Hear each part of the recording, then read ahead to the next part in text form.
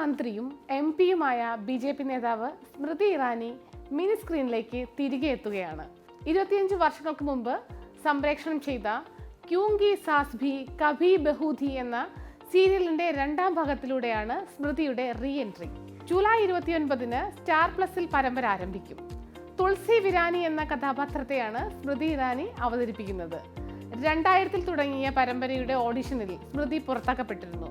ടെലിവിഷന് യോജിച്ചയാളല്ല എന്ന് പറഞ്ഞാണ് സ്മൃതിയെ തള്ളിക്കളഞ്ഞത്. എന്നാൽ നിർമ്മാതാവായ എക്താ കപൂർ അതിനെ എതിർത്തു.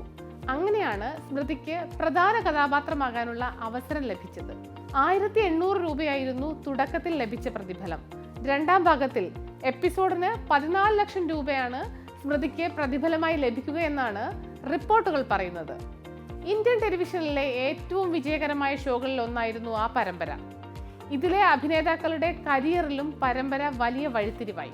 മാതൃകാ മരുമകളായ തുളസി വിരാനിയുടെ കഥയാണ് ശോഭ കപൂറും എക്താ കപൂറും ചേർന്ന് നിർമ്മിച്ച പരമ്പര പറഞ്ഞത്.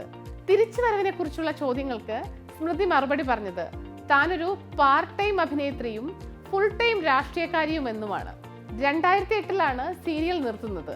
അപ്പോഴേക്കും 1833 എപ്പിസോഡുകൾ പൂർത്തിയാക്കിയിരുന്നു. 2003-ലാണ് സ്മൃതി ഇറാനി BJP പ്രവർത്തനം ആരംഭിക്കുന്നത്.